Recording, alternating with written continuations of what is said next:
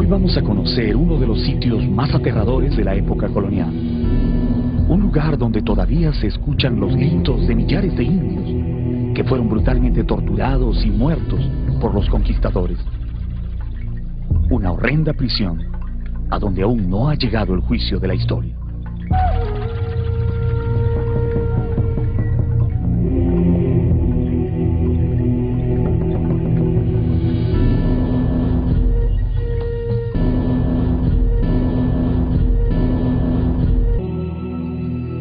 Desde el año 1570, en que comenzó a funcionar en el Perú, hasta 1820, cuando fue totalmente abolida, la Inquisición mandó a la hoguera o a los calabozos de tortura a cientos de individuos que tuvieron la mala suerte de ser acusados de violar las normas de la Iglesia. Esa implacable policía religiosa quedaría marcada para siempre como la peor institución de la colonia. Su nombre sería sinónimo de terror y muerte.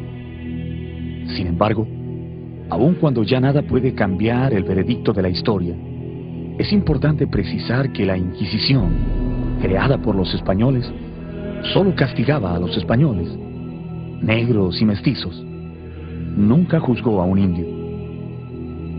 Sus mayores víctimas fueron los protestantes llegados de Europa y los enemigos políticos de España. La Santa Inquisición nunca torturó ni mandó quemar a un indígena, porque consideraba que ellos no conocían la fe y por tanto no podían pecar en contra de ella. En eso fueron justos. Pero lo que el Tribunal del Santo Oficio no hizo contra los indios, lo hicieron multiplicado por 3 los encomenderos y los dueños de las minas. Amparados en su condición de conquistadores y con el apoyo de algunas órdenes religiosas, crearon por su cuenta sus propios tribunales. Construyeron sus propias cárceles y administraron justicia de acuerdo a sus propias leyes. Ellos fueron responsables de miles de muertes. En sus cárceles se cometieron las mayores atrocidades contra los indios, pero curiosamente lograron pasar casi desapercibidos en la historia. En el corazón de la provincia de Cotabambas, en Apurímac, hay un pueblo que tiene el extraño nombre de Akira. No es un pueblo muy grande, apenas bordea los 1500 habitantes, pero se enorgullece de poseer una monumental iglesia de sillar, blanca e imponente, que viene del año 1678, fecha en que los misioneros jesuitas llegaron a esta comarca, decididos a evangelizar a los indios. Por aquel entonces, Akira era la capital de todas las provincias de altura del Apurímac, y ya se había hecho famosa por el descubrimiento de varias minas de oro y plata que atraían a numerosos españoles, ansiosos de explotar esas riquezas. Para trabajar las minas, los europeos reclutaron por la fuerza a miles de indios, sacándolos de sus casas y comunidades, y obligándolos a trabajar hasta morir bajo el cruel sistema de la mita.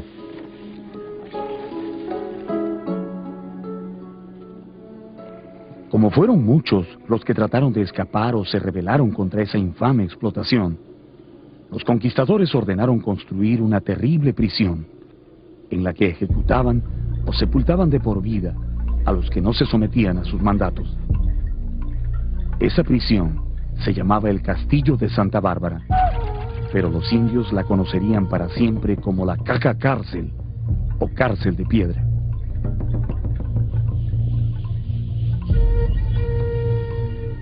La cárcel está situada en el centro del pueblo de Akira, en las entrañas de un gigantesco peñón que emergió de la tierra como resultado de una antiquísima erupción volcánica. Es una mole de más de 40 metros de altura, de roca ligera, muy parecida al sillar, en la que cientos de trabajadores indígenas excavaron durante años, abriendo las bóvedas y túneles donde serían encerrados hombres y mujeres de su propia raza.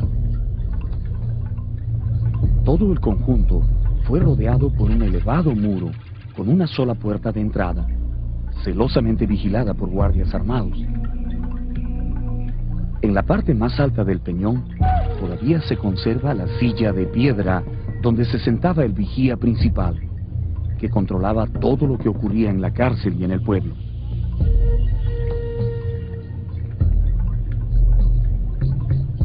Nadie puede imaginar el horror de esta prisión si no entra en ella y ve con sus propios ojos lo que había adentro.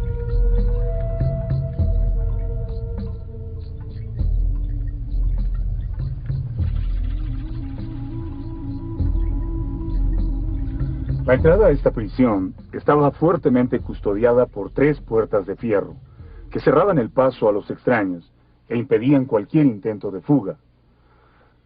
La primera puerta, hecha con gruesos barrotes de hierro, estaba ubicada aquí. Luego, había una puerta levadiza que subía y bajaba utilizando un mecanismo de poleas. La tercera era una puerta de giro que daba acceso al interior. Al cruzar estas 3 puertas, el prisionero entraba en un mundo terrible, del cual casi nunca lograba salir vivo. Cruzando la puerta, aparece de golpe la gigantesca pared del peñón, que se eleva verticalmente como cortada por un cuchillo.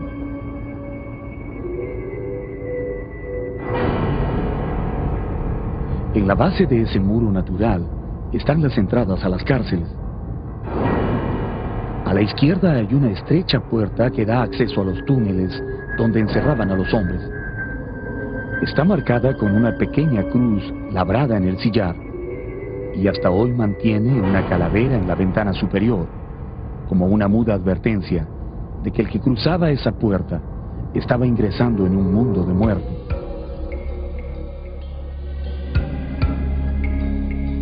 Al lado derecho está la boca del túnel donde encerraban a las mujeres. ¿Qué profundidad tienen esos túneles? ¿Hasta dónde ingresan en el corazón de la montaña? ¿Cómo vivían los presos en el interior? Solo hay una manera de saberlo: pasando por esta puerta. Pero los desdichados indios que eran traídos a la cárcel de piedra no entraban de inmediato en los túneles. Antes se les sometía a un juicio para decidir los castigos que habría de dárseles.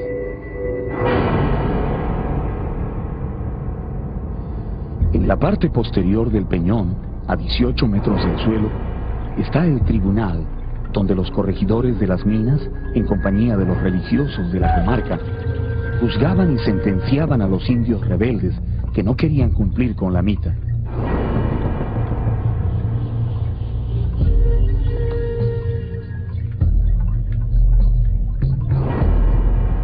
La sala del tribunal es una cámara estrecha y oscura, que fue excavada en la roca sólida a punta de cincel y comba.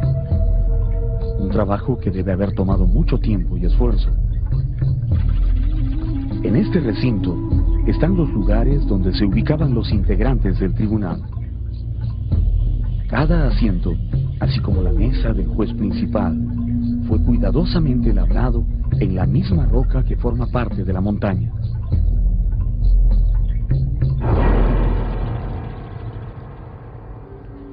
Por esta puerta entraban los integrantes del tribunal. Aquí se sentaba el juez principal, allí el fiscal acusador, y en ese lugar un fraile o sacerdote intermediario. Esos bancos eran para el acusado o los acusados. En este tribunal se decidía en cuestión de horas la vida o la muerte de seres humanos que ni siquiera entendían por qué los estaban juzgando. En el techo del tribunal se ve un agujero en forma de embudo que sale al exterior. Por allí bajaban una soga que servía para colgar en el acto a los que eran sentenciados a muerte.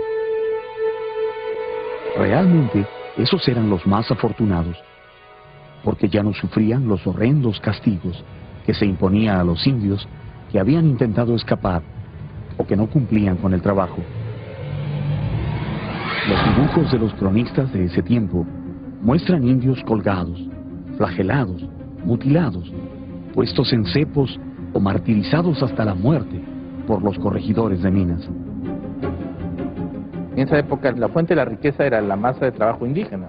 Entonces esta era explotada salvajemente. Entonces cuando los indígenas, escapando de esa explotación, huían y rompían la normatividad, como el caso de la mita minera, entonces eran sancionados con mucha crueldad.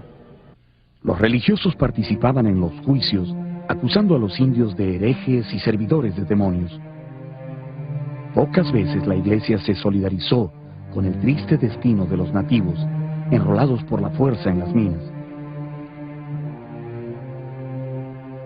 Terminado el juicio, los prisioneros eran enviados a las cárceles a cumplir penas que podían variar entre unos meses y varios años. Pero aun cuando la condena fuera leve, muy pocos lograban salir con vida de los túneles de castigo. Pasando la angosta puerta de la cruz, los reos ingresaban en estas mazmorras, herméticas, húmedas y malolientes, en donde jamás se veía un rayo de sol. Eran como tumbas de piedra, en las que cada prisionero buscaba a tientas un lugar donde recostarse. Los túneles penetran docenas de metros en el interior de la montaña, formando un laberinto de bóvedas de diversos tamaños, que albergaron a cientos de indios, condenados a morir de frío o inanición.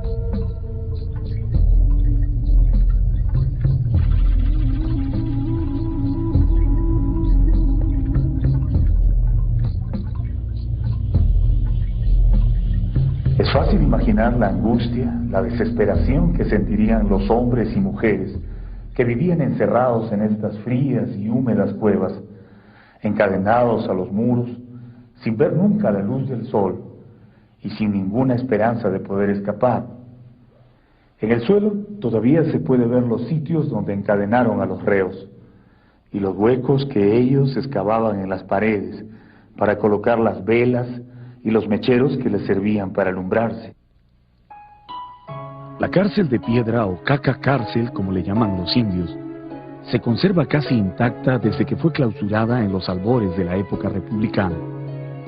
Sin embargo, es uno de los sitios históricos menos conocidos de nuestro país. Su alejada ubicación hace difícil el acceso de visitantes, pero eso no quita que sea un extraordinario lugar que es necesario preservar y mostrar como un valioso testimonio del pasado.